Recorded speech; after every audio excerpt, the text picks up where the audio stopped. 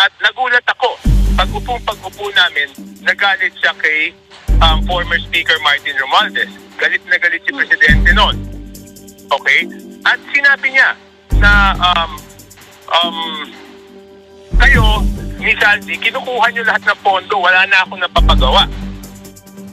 Ito po ang Awi Mix Videos. Ihatid ko po sa inyo ang panayam ng One News PH kay Toby Tiangco laban kay Romualdez at Saldico. We have with us on the line Navotas Representative Toby Tiangco. Congressman, can you hear me okay? Good. Regina, Hi, Ami, okay? Congressman. Maliwanag? Yes, maliwanag. Yes. Good to talk to you ma'am. again. Thank you for Yes. stepping away from the doctor's clinic. I understand you're at a checkup right now. Tapos na. Okay, good. Tapos na. So right off the bat, I will ask you directly, anong masasabi mo sa allegations ni Zaldico saying that President Marcos was the one who inserted at least 100 billion pesos in the budgets and also received kickbacks from these? Okay, unahin natin. Yung sinasabi niyang insertion, walang logic yan eh. Kasi yung executive, the budget comes from the executive, di ba? Kung may mga proyekto na gusto ilagay si Presidente doon, dinagay niya na yun sa NEP. Bakit pa naman niya iintayin yung BICAM para ilagay yung mga projects na yun, no? So, that doesn't make sense. I mean, walang logic yun, so hindi dapat paniwalaan yun. Number two, yung sinasabi niyang, ano yung pangalawa? That both the President and former Speaker Martin Romualdez also received kickbacks and Yung delivered kay daw sa President- Malacanang. Okay, yung kay Presidente, sigurado ko wala. Kasi, I will have to say this to clear out everything.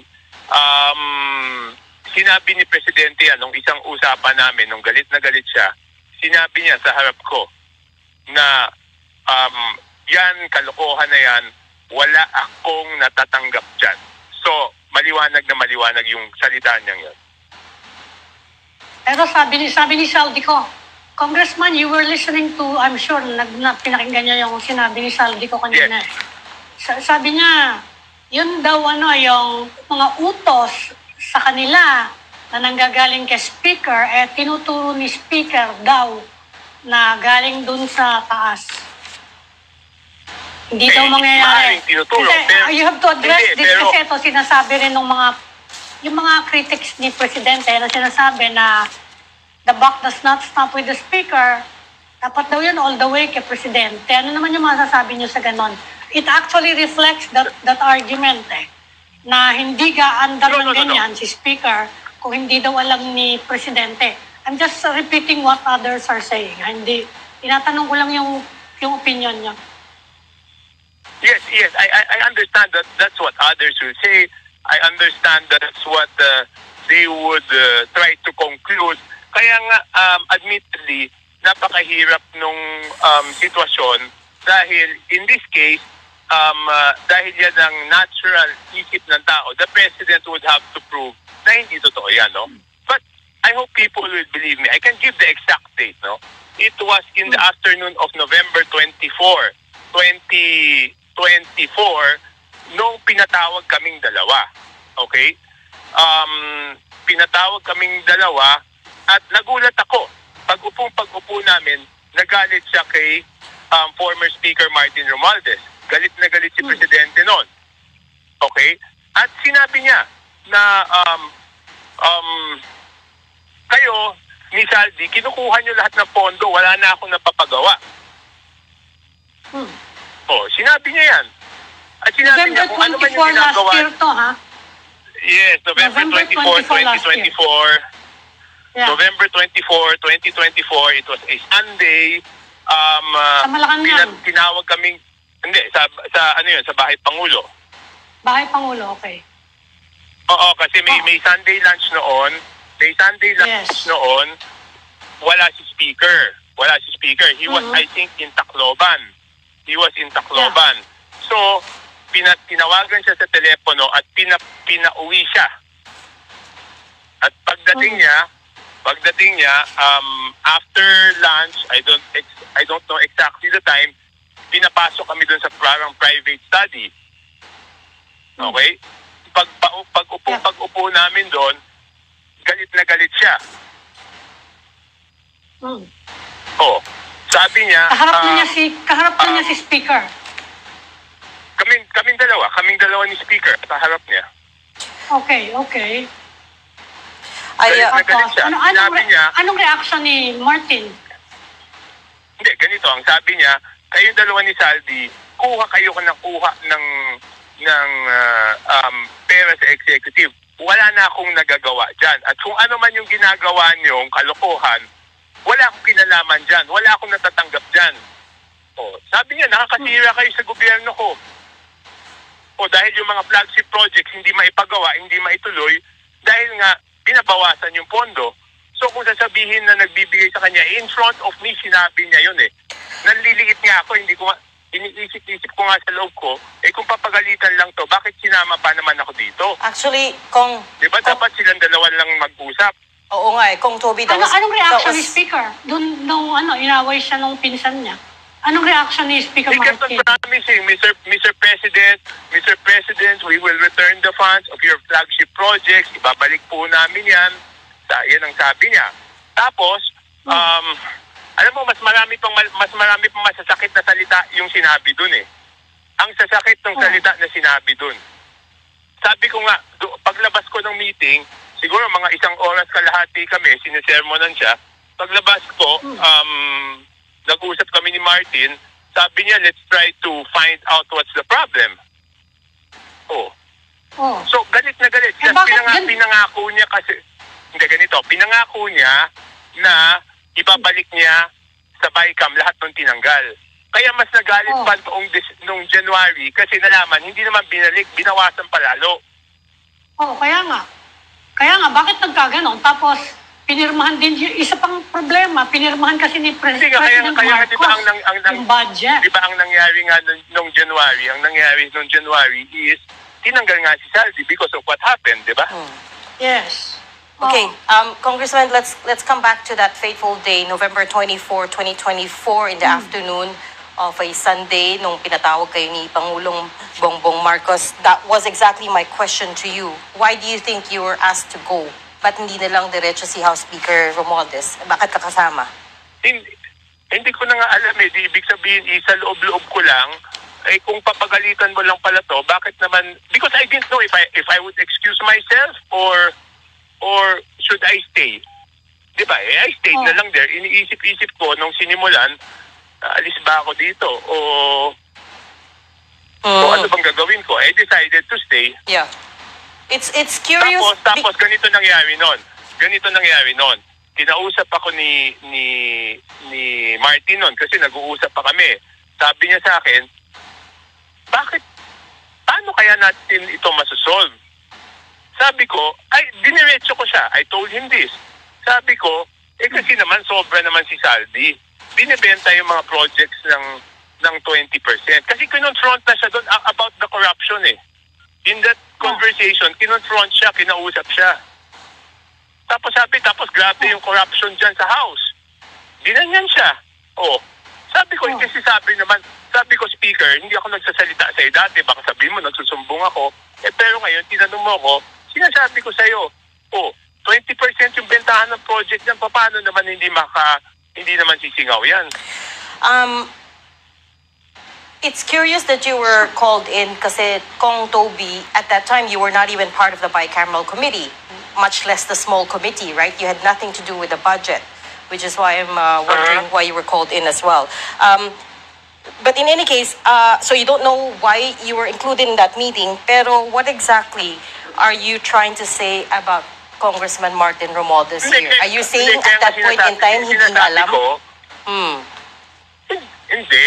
Kaya sinasabi ko sa inyo na tinatanong niyo kanina kung sinasabi niyo na nagbigay ng sinasabi ni Saldi, nagbigay siya ng pera kay Presidente. Doon sa harap-harapan na yun, tatlo kami sinabi ni Presidente sa kanya, Martin, wala akong natatanggap dyan, ha? Diliwanagin ko.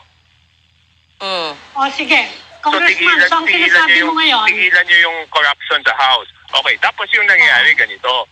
sinabi ko na kay Speaker, yung 20% na hinihingi ni Saldi. So, sinabi ko, ang personal experience ko is yung kwento ko na dati, nung gusto ko ng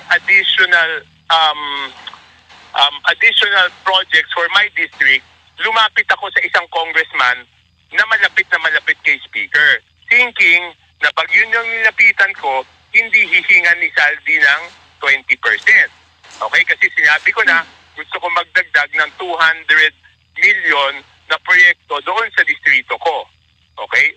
So bumalik sa akin yung nilapitan ko, pinakiusapan ko, nakausapin si Saldi, ang sabi sa akin, since kamag-anak, presyong kamag-anak, 10% na lang yung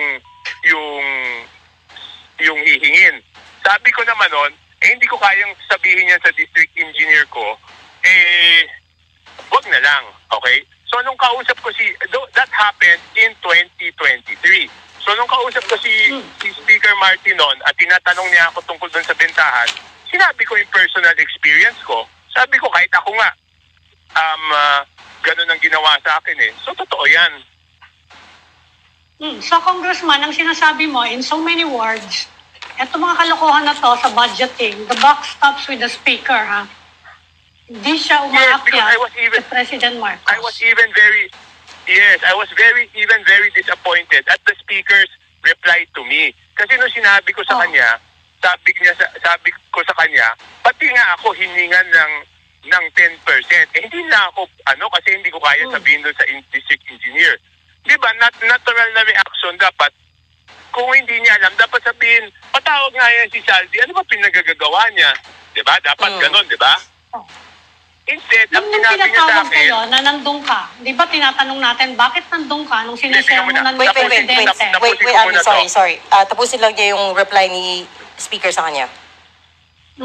Go ahead, Kong. Ano yung kalokohan na ginagawa niya? Ang sabi niya sa akin, dapat dumiretso ka na lang sa akin. Ha? Ibig sabihin, alam mo, pero kung dumiretso ako sa'yo, hindi mo napapasingil. Ang sagot ko sa kanya noon is, alam mo, Speaker, kung yan yung patakaran, yan yung patakaran. Hindi naman ako lalapit sa'yo para ma-exempt doon sa patakaran. Ngayon, since hindi ko kaya, hindi lang, umayag. O yun lang sinagot ko sa kanya. So, ang sabi niya, dapat dumiretso ka na lang sa akin to ask for the 200 million in extra for your district. Yes. Ang sinagot niya sa akin. Talagang siya yung commander doon, ha? Siya yung commander. Hindi, ibig sabihin, di ba dapat, kung hindi niya alam yon, di dapat pinagalitan niya si Saldi, di ba? Bakit ka nagbebenta ng projects? Nagtatanungan tayo, Congressman, kung bakit nung pinagalitan si Speaker ni Presidente, nandun ka. At that time, natatandaan namin, meron ng mga rumors no, na merong mga rumors na baka matanggal si Speaker. At isa ka sa mga binabanggit actually na posible na pumalit. At that time, sinasound out ka na ba? Dahil dyan sa controversy na yan? No, there was never a sounding off. He was the one who told me. Sunday yan, di ba? Yes. So that Sunday hanggang Monday magkausap kami. I remember Tuesday I had to go to Singapore on Tuesday. Okay? Yes. Tapos si Presidente left for Dubai. Natandaan niyo when he left for Dubai? Yes. Okay. Yung mabilis lang yun eh. Overnight lang yata yun, di ba? Okay. Speaker called me. Speaker Martin called me. He told me, ano ba naman to si Presidente? Hanggang nasa Dubai, pinapagalitan pa rin ako. Ano ba to? Sabi niya, nandun na sa Dubai, pinapagalitan ako. The next day, he called me up again. Dumating na dito. Walang tigil kahit nasa Dubai, ako pa rin yung pinapagalitan.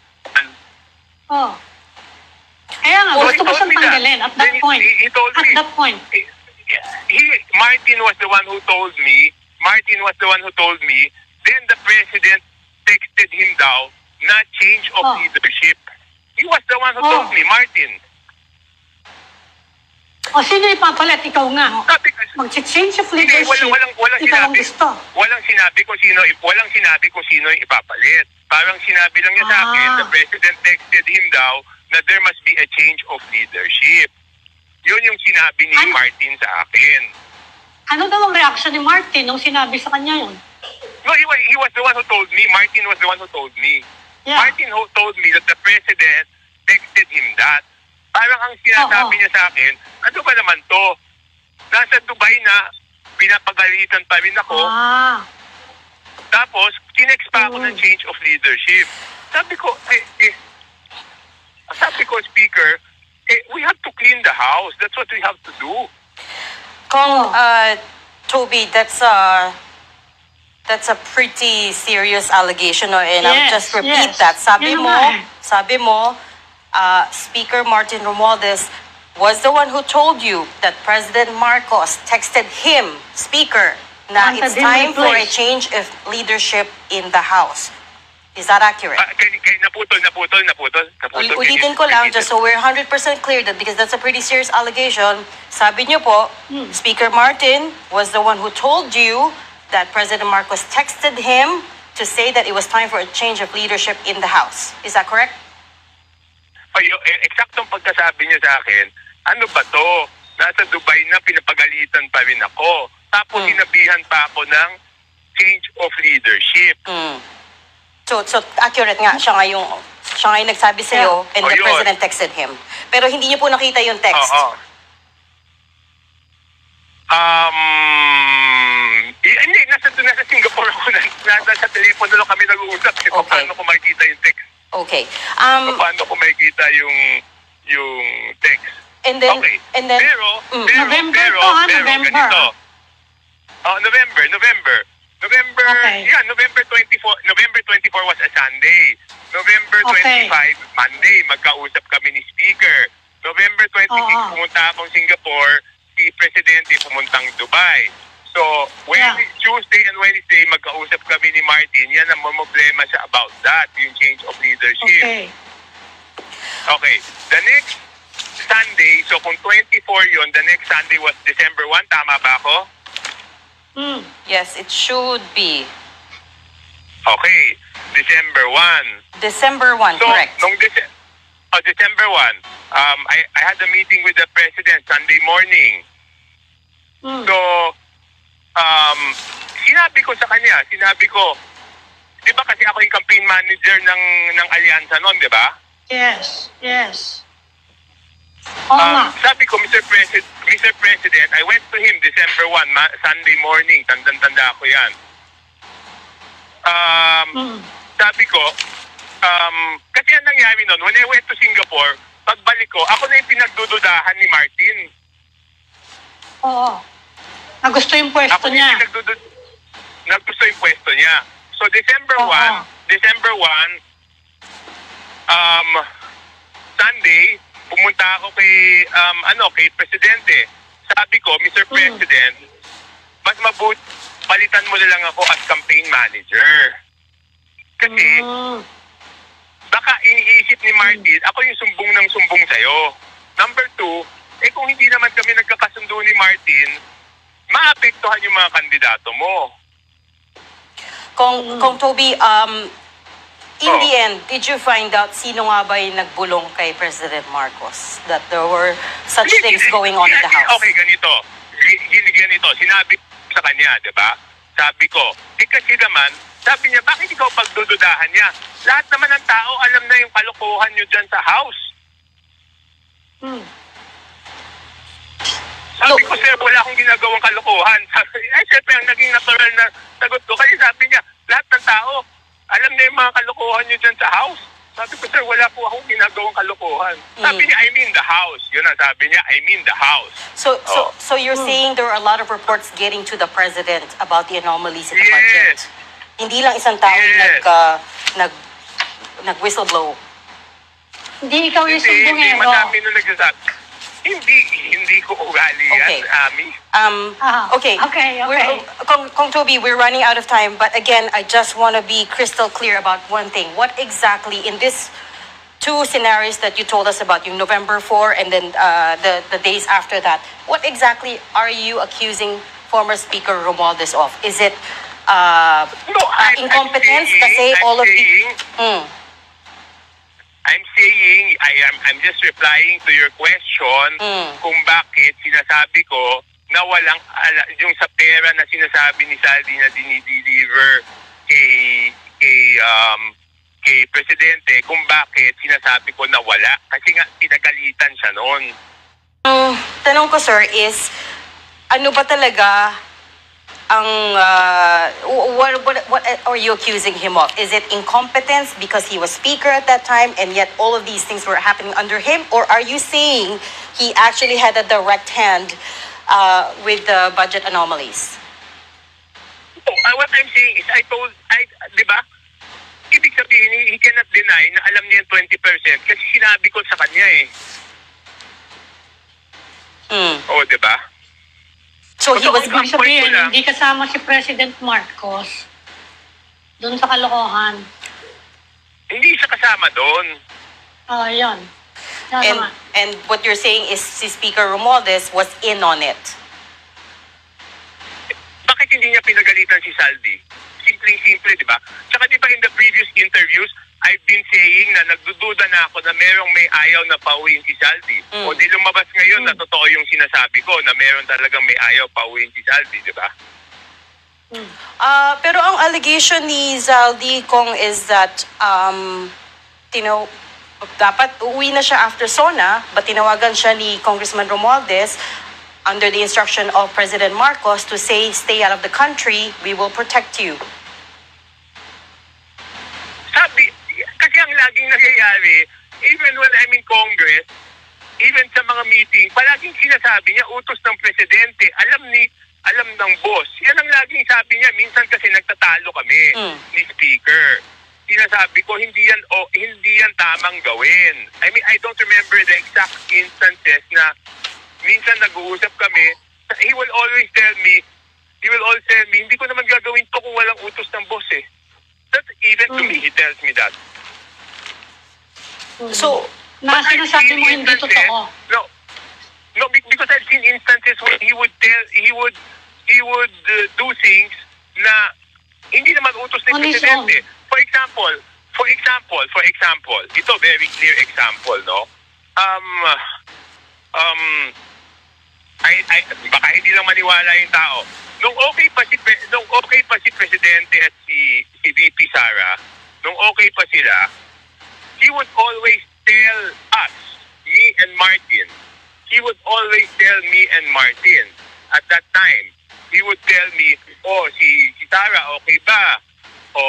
Pakisamahan natin si Sara. Hindi naman, kasi noon time na yon, medyo pinipitik-pitik na siya ni Digong. He would always tell us na, okay ba si Sara? Make sure she's okay because hindi naman sila nagkakasundo ng tatay niya. Pabayaan mo yung tatay niya, banatan tayo, pero si Sara, make sure she's okay. Take care of her. Yan yung utos sa amin. Pero anong ginagawa ni Martin nun? Ininis niya, di ba? Hanggang later on, nainis na nga si Sara, nagalit. Pero yun yung utos lagi sa amin. So I've seen times when he would not follow. But when I asked him, pag hindi kami nagkakasundo sa mga dapat gawin, kasi ako medyo kontrabida, di ba? Pag ayaw ko, I speak out my mind. Pag nagmi-meeting kami, he would always say, For those who don't know, you are of course a relative. You're a cousin-in-law. Your wife is married to a cousin of Congressman Martin Romualdez. So you are doing this at great personal risk, is what I want to point out, Kong Toby. Are you prepared for the consequences? Dati na sila nag-aaway niyan. Naputo. Tagal na nag-aaway, dalawang yan. Or at that very moment, naputol yung line. But so I'm not sure that everyone is aware of that. But I guess one of the reasons he's in the inner circle is because cousin-in-law nga siya, relative siya. Pero ang alam ko, hindi na kasi sila masyado nag-uusap ni Congressman Matagal na Romualdez. ano. And He's putting a distance between the President and Martin. he Yan is, yung sinasabi niya rito. do we have him back online? He is trying to put a distance clearly. But ang alam ko din kasi, hindi na sila nag-uusap ni Congressman Romualdez. Matagal na- There was a time, Matagal na sila nag-aaway niyan, no? hindi, pero there was a time before all of this blew up na madalas sila magkita. They saw each other at family lunches. They saw each other at Yeah, the House of magkamag-anak eh. at the House of Representatives. Pero Nagkamag-anak. since this all happened, mukhang hindi. Kung Toby, I sorry Yes, to yes. keep losing you, but my last question was just that, for those who don't realize, you are a relative. Your wife is a cousin of Congressman Martin Romualdez. So you, of course, all of these exposés that you've done, they're at great personal risk. Ang tanong ko lang doon is, are you prepared for the consequences of what you just divulged? Totoo yun. Ano bang Hindi na kayo- problema doon sa sinasabi ko? Totoo naman yun. Hindi na din kayo nag-uusap at this point, right? Can I say that you're Hindi estranged? na kami nag-uusap. Hindi na kami nag-uusap. Tagal na. Ni former Speaker Martin. Uli kami nagkita niyan is nung SONA. Uli kami nagkita nung SONA. Matagal-tagal na din. Di din kayo nakikita Oo. sa batasan. No, he hasn't been there. I don't think he has been there since nag-resign siya. Oo. Diba? Kasi, Regina, bakit ako tinatanong niyo ako, alam nga naman magsabi ako ng hindi totoo. Diba? I have to... Tinatanong niyo ako, yung totoo lang sinasabi ko sa inyo. Yes, of course, and we appreciate that. And I have to say, narinig ko na tong kwento na to, hindi ko lang masabi before because of course I was sworn to secrecy. But etong meeting that happened in November of last year between yourself, President Marcos, and Speaker Romualdez, narinig ko na rin yan from another source. Alam mo, nung umuwi nga ako nung gabi, sabi sa akin ng wife ko, ano nangyari sa inyo? Sabi ko sa wife ko, alam mo Michelle, I've known BBM over 30 years, hindi nagagalit yung tao na yon. So, para magalit siya, nagulat ako. Number one. Sabi ko pa sa wife ko kay Michelle, alam mo Michelle, kung ako yung sinabihan ng ganon, wala na akong mukhang ihaharap pa sa presidente. Magre-resign na lang ako at hindi na ako magpapakita habang buhay sa kanya.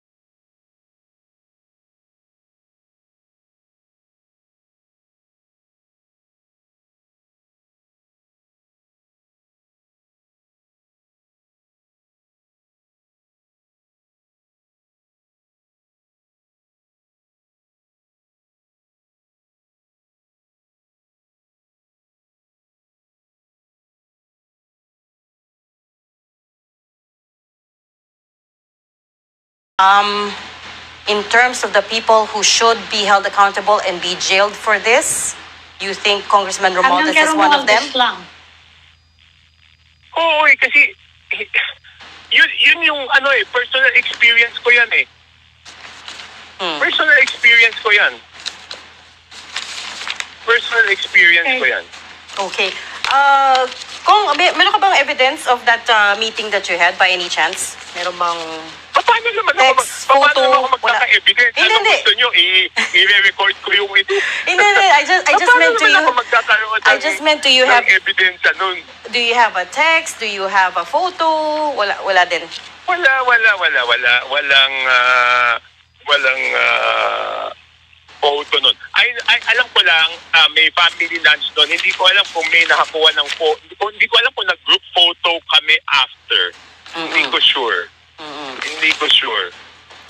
Pero since may date yon, siguro naman hindi naman ako nag-iimbento kasi may mga petsa yun, di ba? Oo naman. I mean, we subject all of the guests that we have on this issue to the same scrutiny, right? Everyone has to be able to stand up to scrutiny. It's a fair question. I'm just telling you, why would I take a photo pagkatapos siyang sinermonan? Diba? Sasabihin ko, mag-photo naman tayo dito. Pagkatapos siyang sinermonan, diba? Paano? Ang tanda ko lang noon, after that, sinamahan ko pa siya. Kasi sabi niya, help me solve this. Pero sabi ko, sige, samahan kita. Okay. We will have to leave that there kasi we're over time. But thank you so much for talking to us once again. Navotas Representative Congressman Toby Tiangco. Thank you, Congressman. Okay, thank you. Thank you, sir. We'll talk to you again in another show.